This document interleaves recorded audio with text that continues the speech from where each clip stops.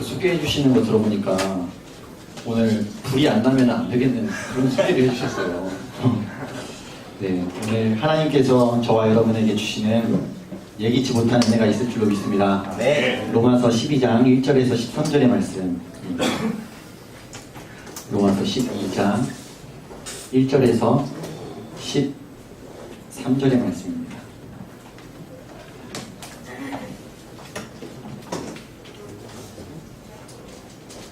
로마서 12장 1절에서 13절까지 저와 여러분이 함께 번갈아서 읽겠습니다. 그러므로 형제들아, 내가 하나님의 모든 자비하심으로 너희를 권하노니 너희 몸을 하나님이 기뻐하시는 거룩한 산 제물로 드리라. 이는 너희가 드릴 영적 예배니라.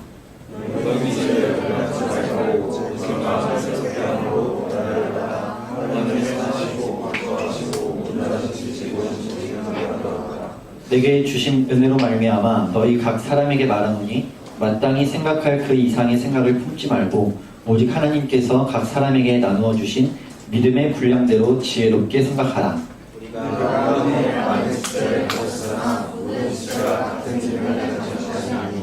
이와 같이 우리 많은 사람이 그리스도 안에서 한 몸이 되어 서로 지체가 되었느니라. 우리에게 주신 은혜로 받은 자 각각 다르니 혹 기하려면 이들의 분수대로 혹 섬기는 일이면 섬기는 일로, 혹 가르치는 자면 가르치는 일로, 혹 위로하는 자면 위로하는 일로, 투자하는 자는 성실함으로, 박수하는 자는 부지런함으로, 은혜는 그 자에서 주어 갈 것이며, 사랑에는 거짓이 없나니 악을 미워하고 선에 속하라. 은혜를 하나여 서로 오해하고 존경하는 일에 서로 감사하며, 부지런하여 게으르지 말고 열심을 품고 주를 섬기라. 서로 중에 즐거워하며 하나님 중에 찬송하며 기도에 항상 있으며. 마지막 같이 읽겠습니다. 성도들의 쓸 것을 공급하며 손 대접하기를 힘쓰라. 아멘. 이게 제가 청년부의 품격이라는 제목으로 오늘 말씀을 함께 나누고자 하는데요. 세상을 살아가는 두 가지 종류의 삶이 있습니다. 하나는 이 세대를 본받는 삶이고요. 다른 하나는 마음을 새롭게 함으로 변화를 받는 삶입니다.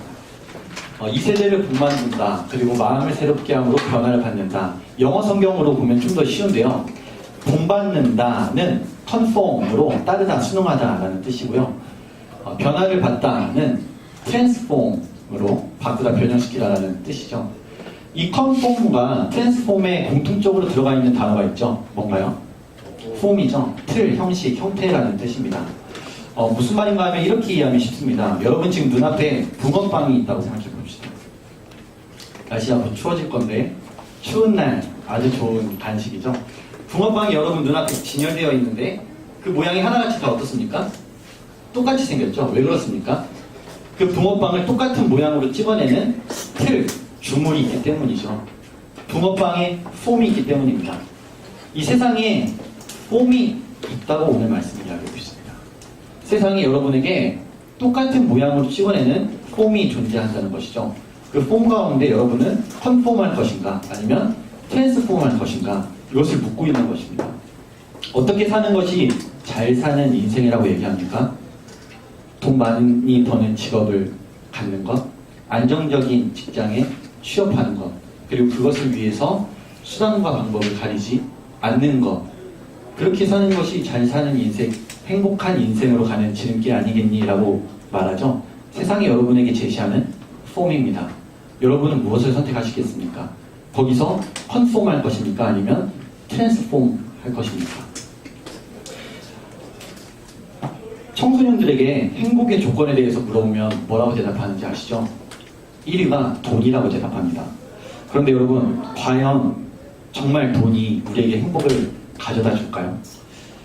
3, 40년 전에 우리가 정말 우리나라가 가난했을 때 우리가 좀 부유해지면 행복해질 거라고 생각했습니다. 그런데 오늘날의 결과를 보면 정말 그 말이 맞는 말인가요? 그냥 쉽게 생각해서 3, 40년 전에 부모님께서 우리만 했을 때 보다 우리는 지금 더 행복할까요? 이상한 점입니다.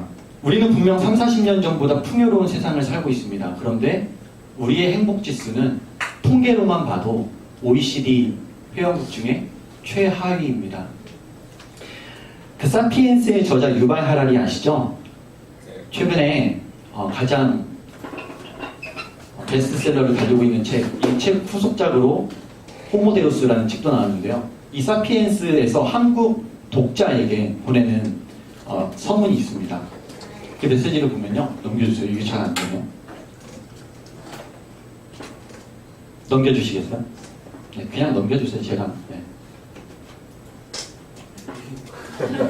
하나, 둘, 셋. 뿅. 아, 됐습니다. 네. 뿅이 통하네요. 네, 그럼 우리 한번 이 사피엔스 저자가 뭐라고 이야기하는지 한번 읽어보겠습니다. 우리 검은색 글씨는 형제분들이 읽어주시고요. 빨간색 글씨는 자매님들이. 시작. 한국은 한 세기 아래 전쟁과 중국 시대를 모두 겪었고 몇 달 미만의 저개발 전통사회에서 상징적 민주주의가 세계에서 살아남은 수준을 가진 나라라고 생각합니다. 덕분에 한국인들은 성장 기술의 정도 유명함으로 위험도 2배로 많이 느끼고 있다. GDP와 생활 수준이 극적으로 올라간 우리나라는 가장일도 수소졌다. 한국은 복도에 대한 주차장도 있고 대중교통이나 태국 등 경제적으로 더 어려운 나라가 실질적이다. 말하자면 인간은 권력을 획득하는 데는 유명하지만 권력이 홍보로 전하는 데는 유명하지 못하다는 것이다. 네, 맞는 말이죠. 가난했던 시절에는 부유해지면 행복해질 거라고 생각했습니다. 그런데 오늘날의 결과는 그 생각이 틀렸음을 보여주고 있습니다. 왜냐하면 행복감이라는 것 자체가 우리 주머니에 얼마가 들어있는지에 따라서, 우리 통장에 얼마가 들어있는지에 따라서 결정되는 것이 아니라 우리가 어떤 것을 가치 있게 여기고 살아가느냐에 따라서 결정되기 때문입니다. 여러분은 어떻게 하겠습니까? 세상이 여러분에게 제시하는 폼을 컨폼 하겠습니까? 아니면 트랜스폼 하겠습니까? 기독교인으로 산다는 것은 그저 이 세상에서 우리에게 주어지는 폼을 받아들인 채 열심히 살고 성실히 살고 착하게 사는 것 아닙니다. 기독교인으로 산다는 것은 더 적극적으로 이 폼 자체를 변화시키는 삶을 사는 것을 의미합니다. 누가 그렇게 사셨던 것처럼요? 예수님께서 그렇게 사셨던 것처럼요. 에이, 전도사님 무슨 꿈 같은 얘기를 하고 있습니까? 라고 생각하는 분이 계실지도 모르겠습니다. 여기 모여있는 20-30명이 뭐 다른 삶을 살아서 이 세상을 어떻게 변화시킬 수 있겠습니까? 무슨 세상을 변화시킵니까? 저 하나 변화시키는 것도 이렇게 힘든데. 그런데 여러분 중에서만큼은 이런 생각을 거부하실 수 있는 분들이 필요합니다. 세상에 수많은 사람들이 불가능하다고 얘기할 때 여러분만큼은 아니, 할 수 있어 라고 얘기할 수 있어야 됩니다. 왜냐하면요, 역사가 그것을 우리에게 말해주고 있기 때문입니다. 뿅. 지난주 수요일이 무슨 날이었죠? 네, 우리나라가 다시 빛을 보게 된 73주년 되는 광복절이었습니다. 광복절 관련돼서 또 일제강점기에 저항했던 우리들의 선조들의 삶에 대해서 다른 영화가 참 많죠. 밀정도 있고 암살, 또 뭐가 있나요? 허스토리, I Can Speak, 뭐 그런 다양한 영화들이 있습니다. 동주도 있고요. 그 중에 오늘 암살에 대해서 제가 좀 소개해 드리려고 하는데요. 뿅. 네. 이거 보셨어요? 네. 보신 분 계신가요? 네. 저는 이거 너무 감명 깊게 봐가지고 여기서 잊혀지지 않는 대사가 있습니다. 그 대사를 한번 연기를 한번 해보려고 하는데요. 자, 넘겨주세요. 한 분 도움이 필요합니다. 저는 석사포 조진웅이고요. 안호균 역할에 전지현 하실 분이 좀 필요한데 우리 회장님이 한번 도와주시면 좋을 것 같습니다. 회장님 맞으시죠? 네, 박수 한번 주세요. 우리 안호균 전지현 대장님 앞으로 나와주시고요. 굉장히 중요한 대사입니다.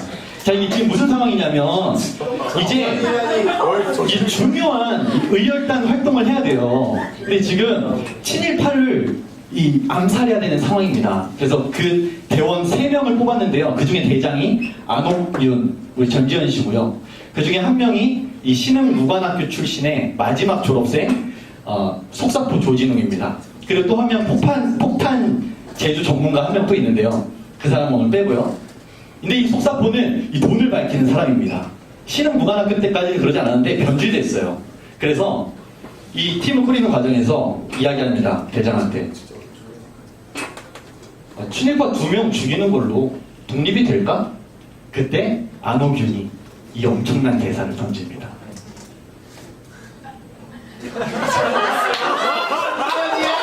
목소리. 모르지. 그치만 알려줘야지. 우리 계속 싸우고 있다고. 네, 박수 주세요. 와, 너무 잘하셨어요. 명연기입니다. 아, 제 속마음이 드러나요. 아, 이게요. 저는 이 대사가 잊혀지지 않더라고요. 안 그래도 얼마 전에 그 TV 프로그램 중에 차이나 클래스인가요? 뭐 있죠? 맞나요? 차이나 클래스? 차이나는 클래스. 거기 막 딩딩 나오고 거기서 8.15 광복절 특집으로 해서 관련된 이야기를 하더라고요. 그때 오셨던 강사분 중에 한 분이 이 얘기를 했어요. 이 대사가 정확하게 그때 당시에 독립운동 했던 사람들의 마음을 대변하고 있는 것 같다고. 모르지. 그러면 알려줘야지. 우리는 계속 싸우고 있다고. 한두 명 죽이는 걸로 독립이 될지 안 될지 모릅니다. 그런데 모르지만 알려줘야지. 우리는 여전히 싸우고 있다고. 그리고 결국 이렇게 한 분 한 분의 헌신과 희생을 통해서 우리나라에 다시 빛을 보게 된 날, 광복이 온 것이죠. 역사가 우리에게 보여주고 있습니다. 지금 세상을 바라보면은 그게 가능하겠어? 라고 반문이 들 수 있어요. 그러나 우리는 빠르게 생각을 전환해야 됩니다. 성경의 가치가 그렇고요. 역사가 보여주는 가치가 그렇습니다.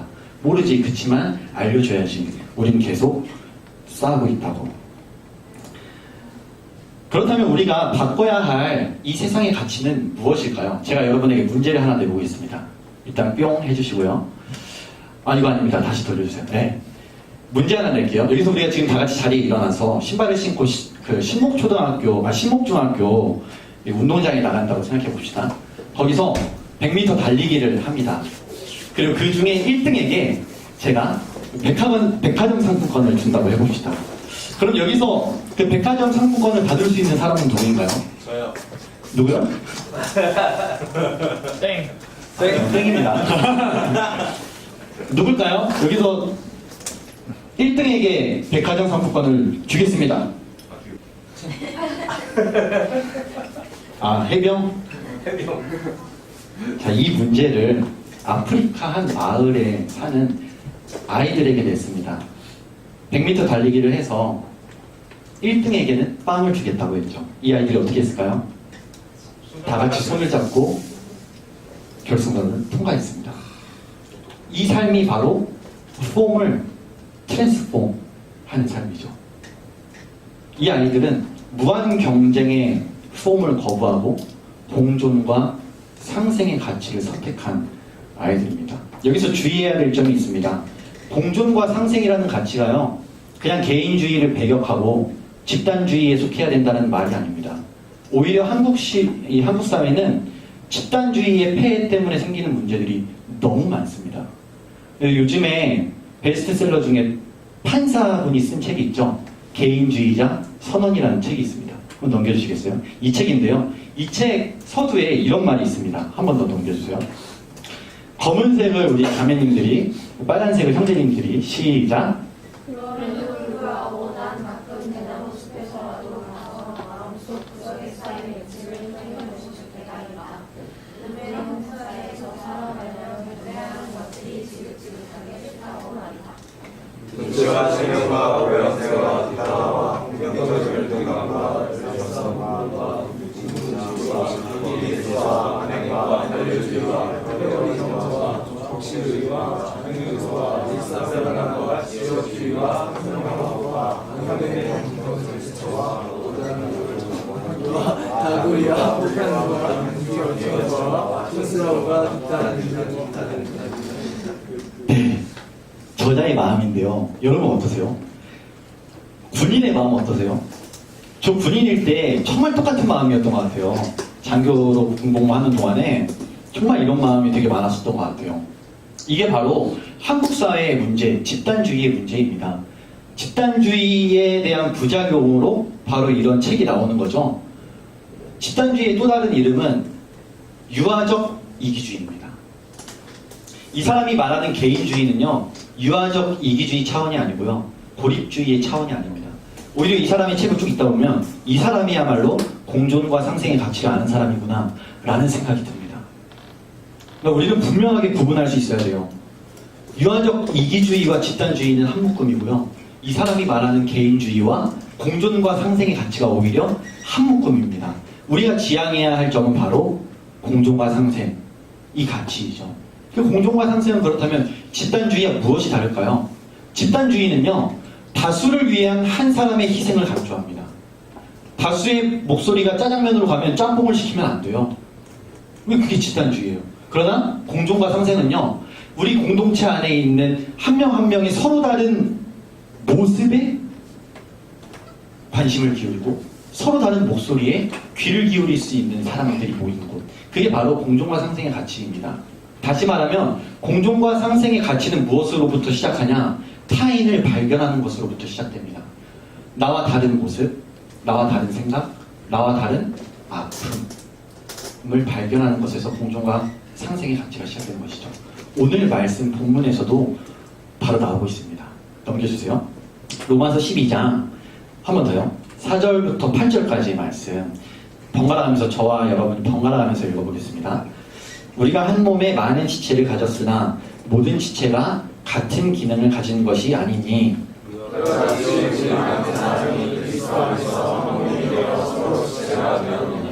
우리에게 주신 은혜대로 받은 은사가 각각 다르니 혹 예언이면 믿음의 분수대로 혹 섬기는 일이면 섬기는 일로, 혹 가르치는 자면 가르치는 일로, 혹 위로하는 자면 위로하는 일로, 부지하는 자는 성실함으로, 다스리는 자는 부지런함으로, 긍휼을 베푸는 자는 즐거움으로 할 것이니라.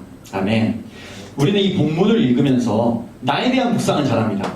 이 본문 읽으면서 내 은사는 무엇이지? 내가 잘하는 것은 무엇이지? 내가 섬길 수 있는 것은 무엇이지? 라는 묵상들 한 번쯤 해보셨을 겁니다. 그런데 뒤집어서 한번 생각해 보신 적 있으세요? 이걸 보면서 우리 공동체 안에 있는 타인, 우리 공동체 안에 있는 다른 사람의 장점은 무엇이지? 저 친구의 은사는 무엇이지? 생각해 보신 적 있으세요? 이 본문을 읽으면서요. 공존과 상생의 가치를 가지고 살아가겠다는 것은 바로 이런 본문 읽기부터 달라지는 거예요. 나 중심으로 읽었던 성경이 우리 공동체 중심으로, 우리 공동체 안에 있는 타인 중심으로 읽을 수 있게 되는 것을 의미합니다. 그런 관심을 갖는 사람들은요, 또 다른 측면을 보게 돼요. 저 사람의 장점을 보게 되고, 또 다른 사람의 장점을 보게 되는 것 말고도 저 사람의 아픔을 보게 되고, 저 사람의 지금 갖고 있는 상처를 보게 되는 것이죠. 왜냐하면 오늘날 살아가는 사람들, 돈이 많건 돈이 없건, 직장이 있건 취준생이건, 학교를 다니건 학교를 다니지 않건 모두가 제각기의 아픔을 갖고 살아가기 때문입니다. 그래서 공존과 상생의 가치를 가지고 살아가는 사람들은 타인을 발견하게 되고, 특별히 타인의 아픔을 발견하게 되는 것이죠. 우리는 그 아픔을 발견할 때 두 번째 걸음을 떼야 됩니다. 무엇이냐면 서둘러서 그 상처를 봉합하려고 하기보다는 그 상처를 내 상처로 만드는 것이죠. 그래서 함께 치유하는 길을 걸어가는 것입니다. 이렇게 걸어갔던 위대한 초등학생 6학년 아이들이 있었습니다. 보여주시겠어요? 이 아이들인데요, 2014년 제1초등학교 가을운동회에서 있었던 사건입니다. 이 아이들의 가슴에는 6학년의 품격이라고 적혀 있습니다. 여기서 한 아이, 눈물 닦고 있는 한 아이 보이시죠? 이 아이는 정신지체 장애를 안고 있는 아이인데, 항상 이 아이에게 가을운동회는 상처였습니다. 학년이 거듭해 갈수록 다른 또래 아이들보다 작아진 체구 때문에 늘 달리기에서 꼴찌를 했던 것이죠. 늘 가을운동회만 되면 학교 가기 싫다고 이야기했던 이 아이. 그런데 6학년 가을운동회는 달랐습니다. 어느 때와 마찬가지로 달리기가 시작됐습니다. 그런데 그 앞을 달려가고 있던 이 친구들이 멈추어서서 뒤를 돌아서 꼴찌에 있던 이 아이에게 달려간 거예요. 그리고 다 같이 손을 잡고 결승선을 통과했습니다. 이것이 바로 6학년의 품격입니다. 공존과 상생의 가치를 아는 이 세상의 폼을 컨폼하지 않고 트랜스폼 할 수 있는 6학년의 품격입니다. 오늘 말씀의 제목이 청년부의 품격이죠. 우리는 이 아이들보다 인생을 많이 살았습니다. 다시 한번 질문해 볼까요? 정말 제가 말도 안 되는 이야기를 하고 있는 겁니까? 제가 꿈 같은 얘기를 하고 있는 겁니까? 세상을 변화시키는 것, 세상을 변화시킨다는 거창한 물음 때문에 우리는 계란으로 바위친다고 생각하죠. 그런데 나 자신이 바뀌는 것부터가 일단 세상이 바뀐 겁니다. 100이라는 사람이 컨폼하는 삶을 사는 게 세상이었어요. 그런데 그 100 중에 1이 컨폼하지 않고 트랜스폼하는 삶을 사는 겁니다. 그러면 세상은 어떻게 변화됐죠? 99명의 컨폼과 1명의 트랜스폼으로 세상은 이미 변한 겁니다. 세상 100 자체를 변화시키려고 생각하면 맞습니다. 계란으로 바위치는 게 맞아요. 그런데 세상을 변화시킨다는 생각을 한숨 접어두고 나를 변화시킨다 라고 생각한다면, 내가 먼저 공존과 상생의 가치로 살겠다, 내가 먼저 우리 공동체 타인의 아픔을 발견하고 타인의 장점을 발견하는 삶을 살겠다, 그리고 그 발견한 아픔을 서둘러 봉합하려고 하지 않고, 서둘러 조언하려고 하지 않고, 서둘러 해답을 주려고 하지 않고 그 사람과 함께 눈물 흘리고 그 사람과 함께 아파하겠다라고 결심을 한다면 그것은 이미 폼을 트랜스폼한 삶인 것이죠. 이 아이들이 오히려 우리에게 가르쳐주고 있습니다. 그런 삶이 어떤 삶인지를. 저는 오늘 말씀의 제목을 청년부의 품격이라고 정했습니다. 에바다 선교교회 청년 한 사람 한 사람이 이 품격 있는 삶을 살아가시기 주님의 이름으로 축복합니다. 공존과 상생의 가치 속에서 타인을 발견하고, 그리고 특별히 타인의 아픔을 발견해서 그 아픔을 함께 할 수 있는 우리 청년부 그리고 저 되기를 소망합니다. 기도하겠습니다. 참 좋으신 하나님 아버지, 너희는 이 세대를 본받지 말고 마음을 새롭게 함으로 변화를 받아 하나님의 선하시고 기뻐하시고 온전하신 뜻이 무엇인지 분별하도록 하라 라고 말씀하셨습니다. 이 세상을 살아가는 우리가 그냥 주어진 대로 순응하고 거기에 열심히 성실하게 살아가는 것으로 만족하지 않게 해주시고, 이 세상이 우리에게 제시하는 폼을 비평적으로 바라보고 트랜스폼할 수 있는 한 사람 한 사람 되게 하여 주시옵소서. 공존과 상생의 가치로 살아가게 하시고, 나 자신에 몰입되어 있었던 내 시야가 넓어져서 공동체 안에 있는 타인을 바라볼 수 있게 해주시며 타인의 아픔을 함께 할 수 있는 우리가 되게 하여 주시옵소서. 감사드리며 예수님의 이름으로 기도드립니다.